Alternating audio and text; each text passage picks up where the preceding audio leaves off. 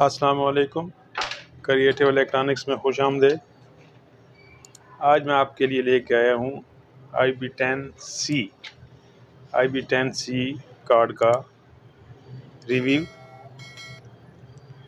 ये इमरान ब्रदर्स वालों का बना हुआ है। जैसे कि आपको पता होगा कि इससे पहले IB10 कुछ अर्सा ये गायब रहा, कुछ नहीं आया। उसके बाद उन्होंने अभी ये नया एक कार्ड बनाया IB10C। इस IB10C में इन्होंने चंद बहुत स्पेशल तब्दीलियाँ की हैं। एक तो ये कि इस कार्ड में तकरीबन तमाम वेरिएबल्स जो हैं ये मल्टी टर्म लगी हुई हैं, जो कि ज़्यादा एक तो कामयाब हैं, ज़्यादा मजबूत हैं, अच्छी हैं। ठीक है जी, बहुत ज़्यादा रिलायबल हैं। और इसमें बहुत बारीकी में इसके ट्यूनिंग करनी जो है, अगर आपने इसको ट्यून करना है तो बहुत बारीकी में आप इसको ट्यून कर सकते हैं। ये मल्टी टर्म है। अच्छा, और दूसरी बात जो सबसे बड़ी बात है इसकी, वो ये कहते हैं कि ये हमारा कार्ड जो है ये 110 पर भी काम कर सकता है। 110 से भी 110 वोल्ट आ रहे हैं तो भी चार्जिंग करेगा। इसके लिए उन्होंने यहाँ पे ये एक हेडर लगाया हुआ है, तो इसको शॉर्ट करके आप 110 पर भी इससे काम ले सकते हैं। शर्त यह कि आपके पास ट्रांसफार्मर BC काबल हो जो 110 से, यानी जिसमें 110 की एक लूप निकली हो, वो ट्रांसफार्मर इसमें काम करेगा। वैसे 160 तक 140 तक तो सारे ट्रांसफार्मर काम कर लेते हैं। ठीक है जी। इस कार्ड को दीगर कार्ड से मुमताज़ करती है वो इसका LCD मॉड्यूल, ये वाला। ठीक है जी। इसमें 16x2 का एक LCD मॉड्यूल इन्होंने लगाया हुआ है। इसमें आप चार्जिंग की कंडीशन, AC वोल्ट कितने आ रहे हैं, अगर बिजली नहीं है UPS चल रहा है तो उस पर कितना वोल्ट, इस पर कितने वोल्ट रह गए हैं, बैटरी पे कितना लोड डाला हुआ है। इसमें इन्होंने एक बड़ा माइक्रो कंट्रोलर लगाया है।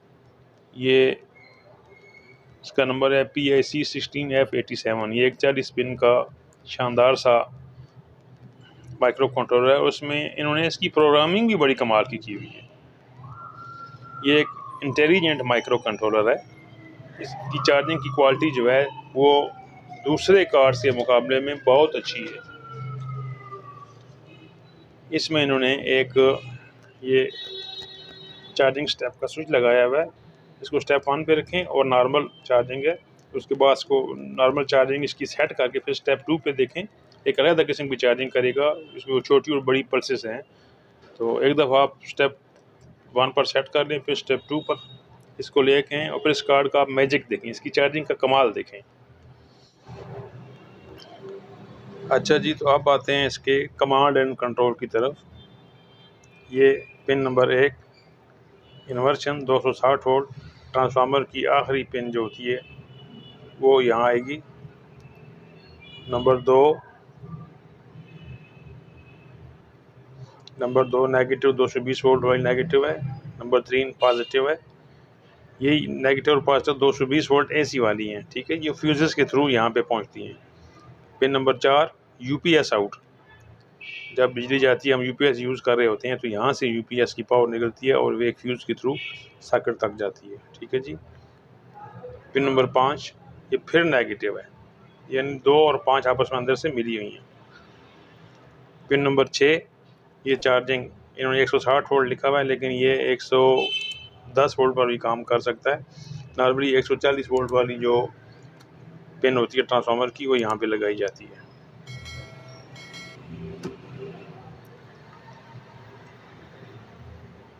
इसके बाद ये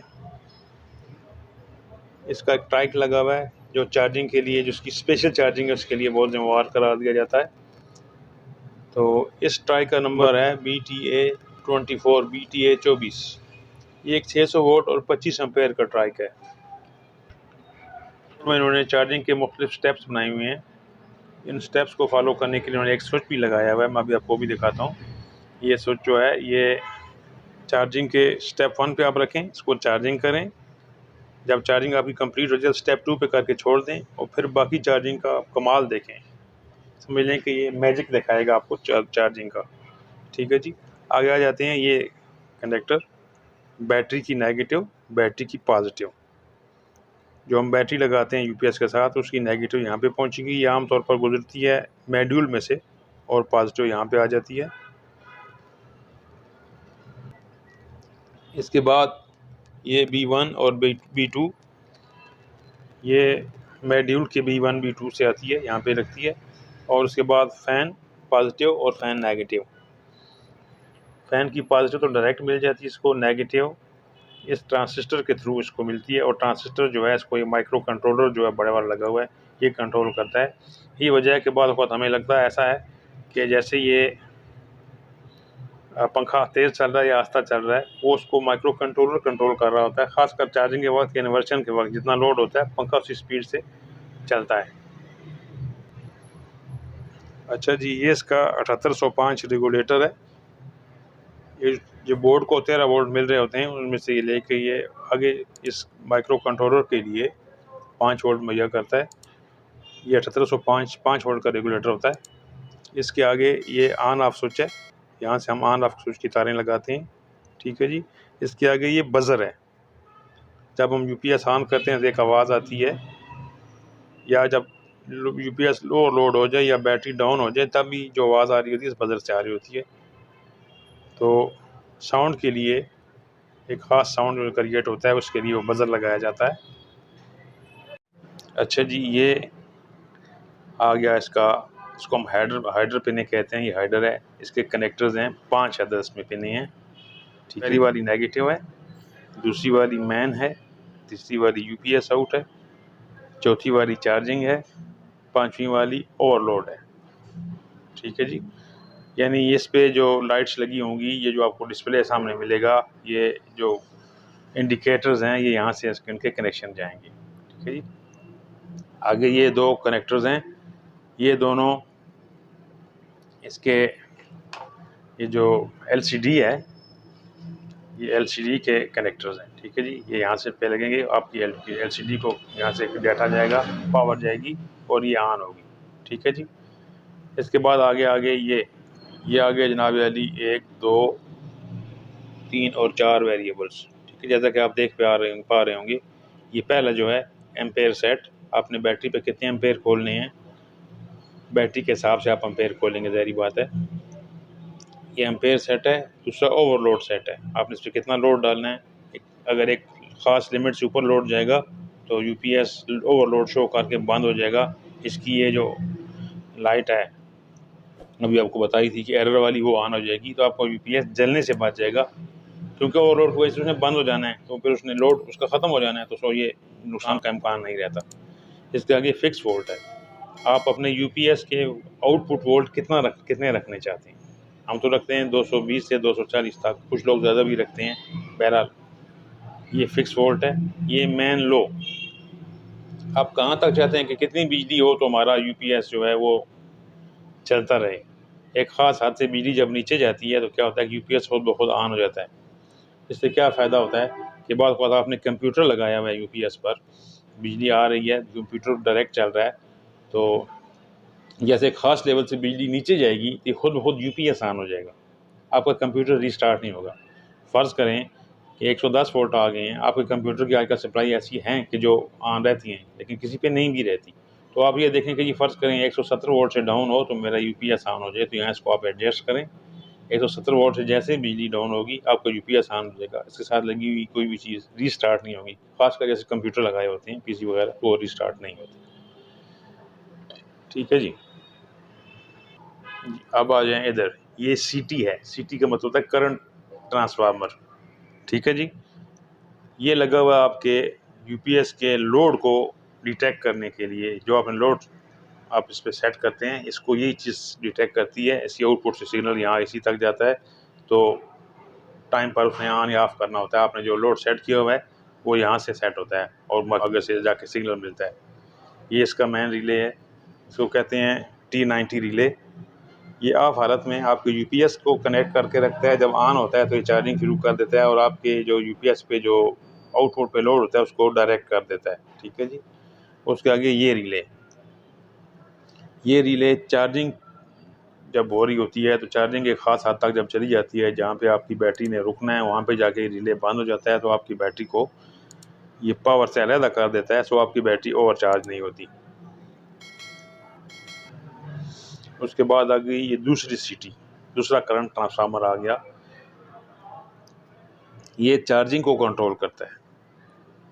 जो आप चार्जिंग पे रखते हैं इसके थ्रू कंट्रोल होते हैं और माइक्रो कंट्रोलर से सिग्नल लेके बाकी सारा सर्किट कंप्लीट करता है। दूसरी वाली जो थी वो आपकी आउटपुट कंट्रोल थी, ये छोटी जो वाली है, और ये जो है ये आपकी चार्जिंग को कंट्रोल करता है। ठीक है जी। पीछे एक ही चीज़ रह जाती है, ये कैपेसिटर लगा हुआ है, ये मेन कैपेसिटर है। यहाँ पे जो डायोड्स वायर लगे हैं और अगले इधर से बैटरी के कनेक्शन भी आ रहे हैं। ये मेन इस बोर्ड का मेन कैपेसिटर है, ये इसकी फिल्ट्रेशन वगैरह के लिए लगा हुआ है। तो खाली बोर्ड की हद तक तो हमने बात कर ली। अब यहाँ इसको हम प्रैक्टिकली इसको ऑन करते हैं और फिर चेक करते हैं कि ये कैसे काम करता है। अच्छा, अभी हम इसके ग्रिप लगाएंगे इस LCD के। इसमें परेशानी की ज़रूरत नहीं है, दोनों तरफ के ग्रिप जो हैं इनमें एक सिस्टम ऐसा बना हुआ है कि उल्टे नहीं लग सकते। ये देखें, ये आप निकालेंगे तो ये पलटा के नहीं लग सकता, इसकी यहाँ पे ग्रिप बने हुए हैं, ये इधर लगेगा। ठीक है जी। छोटा वाला ग्रिप छोटे में, बड़े वाला ग्रिप बड़े में। ये आप चेक करें, ये भी पलटा के नहीं लग सकता, ये बिल्कुल सीधा ही लगेगा। लिहाजा आप इसको एहतियात ज़रूर करें, लेकिन परेशानी की ज़रूरत नहीं है, ये सीधा ही लगेगा, उल्टा नहीं लगेगा। ये हमने क्या किया कि हमने 2 ग्रिप इसके लगा दिए हैं। हमारी LCD की हद तक तो मामला सेट है। ठीक है जी। अभी आपको मैं बाकी चेक कराता हूँ। ये चूँकि हम आर्जी तौर पर इसको लगा रहे हैं फ़िलहाल, तो हमने इस पर ये तार के टुकड़े छोटे छोटे ये लगाए हैं।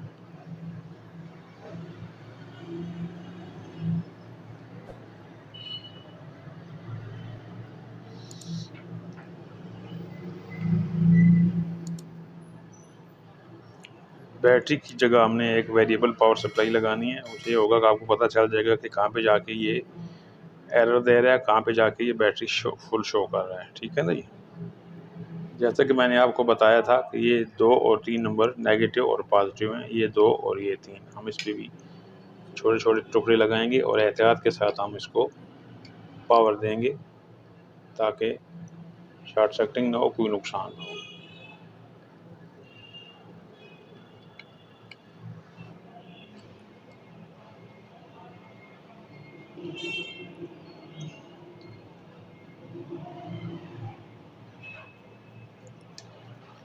ये चूँकि लाइव नेगेटिव और पॉजिटिव है, लिहाजा से हाथ भी बचाना है और चिमटियों को, इसको तारों को आपस से दूर भी रखना है ताकि आपस में भी टच होके तो शॉर्ट सर्किट का बाज ना बने।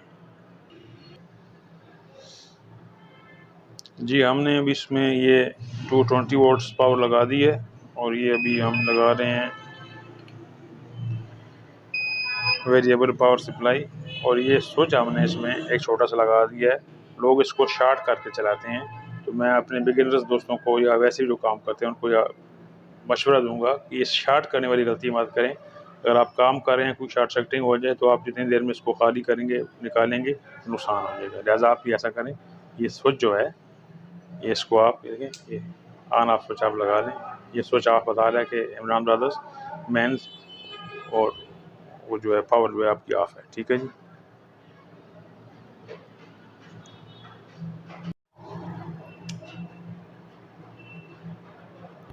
अच्छा जी, अभी हमने इसकी पावर भी ऑन कर दी है, इसको पावर दे दी है, ये ऑन हो रहा है, बता रहा है कि जी मेंस हाई 247 वोल्ट आ रही है।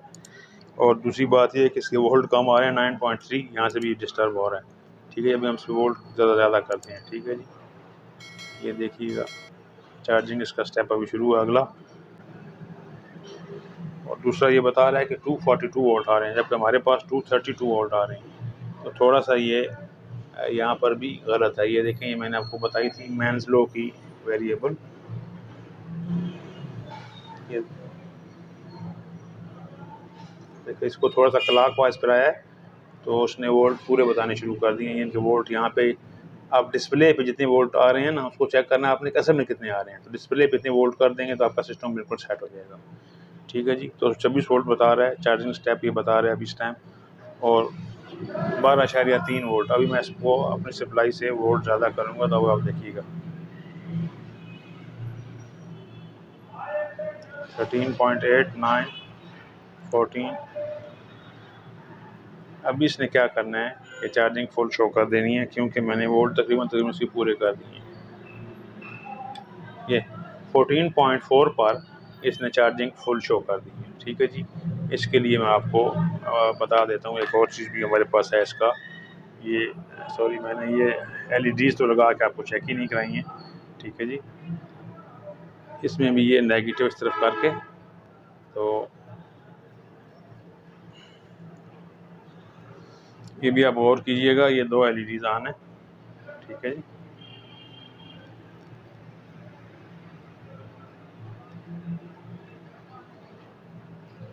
जैसे ही ये वोल्ट देखें अपने 11.6 पे हुए तो उसने चार्जिंग दोबारा शुरू कर दी। फ्लैशिंग कर रही है LEDs का मतलब ये कि चार्जिंग शुरू हो गई है। ठीक है जी, अभी आप चेक कीजिएगा वहाँ पे जो वोल्ट आ रहे हैं बैटरी के 11.9, 12,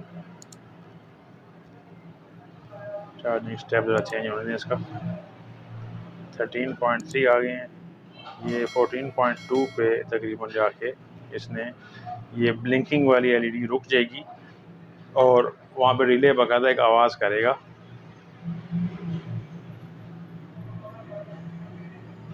बस 1 मिनट,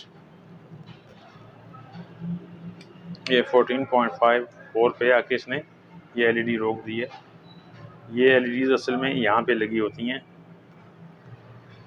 तो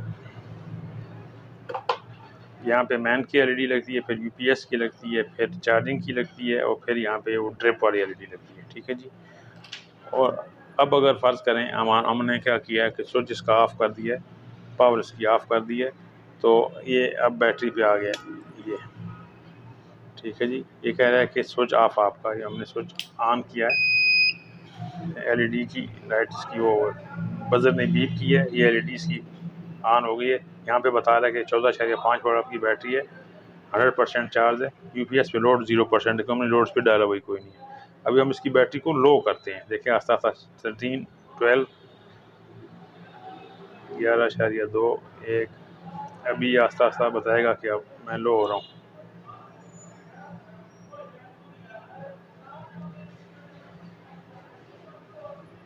ये 9 वोल्ट पे पहुँच गई है।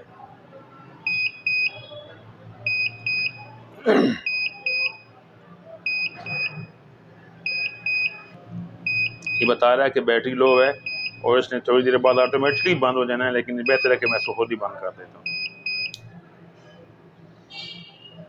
तो जनाब ये था आज के IB10C का रिव्यू। मैंने पूरी कोशिश की है कि इसमें कोई चीज़ रह ना जाए, आपको समझा दूँ, अच्छी तरीके से समझा दूँ। अगर आपको पसंद आया हो हमारा ये क्लिप, हमारी ये मेहनत पसंद आई हो, तो मेहरबानी फरमाकर हमारा चैनल क्रिएटिव इलेक्ट्रॉनिक्स, इसको आप सब्सक्राइब करें, शेयर करें दोस्तों के साथ और कमेंट्स करें। तो आज के लिए IB10C के लिए इतना ही। अल्लाह हाफ़िज़।